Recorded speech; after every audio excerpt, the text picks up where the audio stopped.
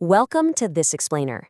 Today, we're taking a deep, energetic dive into the SASB standards to decode labor practice accounting metrics specifically designed for the waste management industry. If you want to clearly understand how the experts actually quantify human capital risks, you are absolutely in the right place. So, think about it for a second. What actually happens when the waste stops moving? In most industries, a labor strike might just mean a delayed product rollout or, a temporary dip in software development. But in waste management, when labor conflicts bring essential collection to a grinding halt, the physical, environmental, and public health impacts are immediate, and they are highly visible. Here's our roadmap for today. We're going to cover labor and waste management, tracking collective bargaining agreements, counting major work stoppages, calculating total days idle, and finally, bringing it all together. All right, part 1, labor and waste management, understanding the stakes. Look, the waste management industry operates under some really tough, often hazardous conditions. Because of that, organized labor plays a massive role. Collective bargaining agreements are absolutely vital. They protect workers' rights, ensure fair wages, and set crucial safety protocols. But this also means that ineffective management of labor relations creates a huge vulnerability. If worker pay and conditions aren't managed properly, those conflicts can lead to extended strikes. And like we just talked about, a strike in this sector causes severe delays, immense reputational damage with municipalities, and ultimately, it threatens long-term financial sustainability. So to measure this risk objectively, we turn directly to the SASB Standards Handbook. Specifically, we're looking at Table 1 under Labor Practices. Here we see two very specific quantitative metrics that companies are required to report. The first one looks at the active workforce employed under collective agreements, and the second zeroes in on work stoppages and days idle. Moving right along to part 2, tracking collective bargaining agreements, breaking down metric IFWM 310A.1.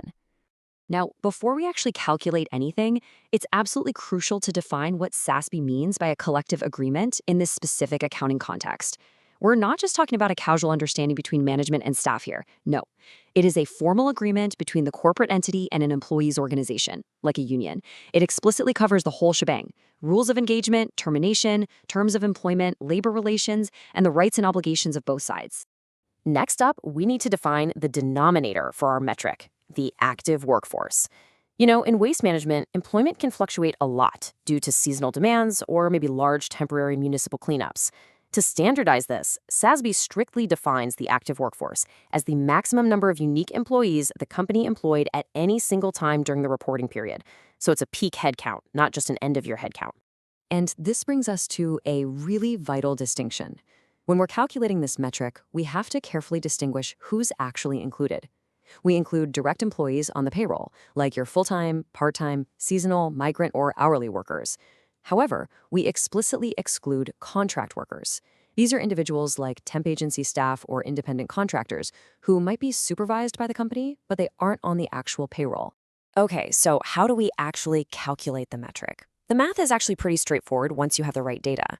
Step 1, you take the number of those direct, unique employees in the active workforce who were covered under collective agreement at any point during the year. Step 2, determine the average number of total direct workers employed during that exact same reporting period. And Step 3, just divide that unionized count from Step 1 by the average workforce number from Step 2 to get your percentage. This gives investors a crystal clear view of exactly how much of the company's core operations are tied up in organized labor negotiations. All right, part 3, counting major work stoppages, diving into metric IFWM 310A.2 part 1. Here's the thing. SASB doesn't want companies reporting every single minor dispute or 2-hour walkout. They set a very specific high threshold. You only count work stoppages that involve 1,000 or more workers, and that stoppage must last for 1 full shift or longer. It's basically a way to filter out the noise and focus purely on the massive, highly disruptive operational events. Now, it's also really important to note that this threshold count is completely neutral regarding who actually initiated the stoppage. It includes strikes, which are temporary stoppages initiated by the employees to express a grievance or enforce a demand. But it also includes lockouts, which happen when management temporarily denies employment during a labor dispute to enforce terms upon the employees. Both disrupt operations, so both are counted. But as we know, numbers rarely tell the whole story, do they? For every stoppage that actually meets that 1,000 worker threshold, the accounting standard demands qualitative context. A company must describe the reason for the stoppage exactly as stated by labor, providing an impartial record of the grievance. They also must detail the actual effect the stoppage had on overall operations, like how many routes were missed or facilities closed. And finally, they have to list any corrective actions taken as a result. This context is a real game changer because it tells an investor if management is actually solving the root cause of the labor unrest. Moving to Part 4. Calculating Total Days Idle, Metric IFW M310A2, Part 2.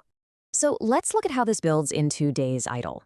The standard defines days idle as the aggregate number of workdays lost because of these work stoppages. This translates human downtime into a physical metric of empty trucks and uncollected waste, giving investors a highly quantifiable measure of exactly how much time was lost to these massive labor disputes over the year. The math here elegantly illustrates reality. Step 1, you just note the number of workers involved in a specific work stoppage. Step 2, note the number of days that specific work stoppage was in effect. Step 3, you multiply the workers by the days to get your days idle for that single event. And Step 4, sum those products across all work stoppages for the final metric. So, for example, if 1,000 workers strike for 3 days, that's 3,000 days idle. If another 1,500 workers are locked out for 2 days later in the year, that's another 3,000 days idle.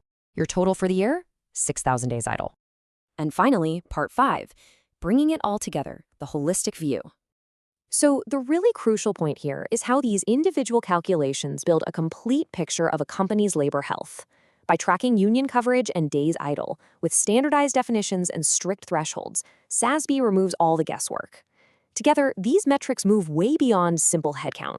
They provide an impartial, comparable view of a waste management firm's true financial sustainability and its stark potential for sudden operational shutdowns.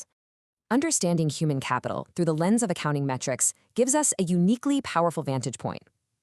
So I'll leave you with this final thought to ponder. Based on the math we've just explored, how might a waste management company's exact labor metrics today serve as a reliable predictor for its financial stability tomorrow? It's definitely something to think about next time you see a sanitation truck roll down your street. Thanks for joining me for this explainer, and keep learning.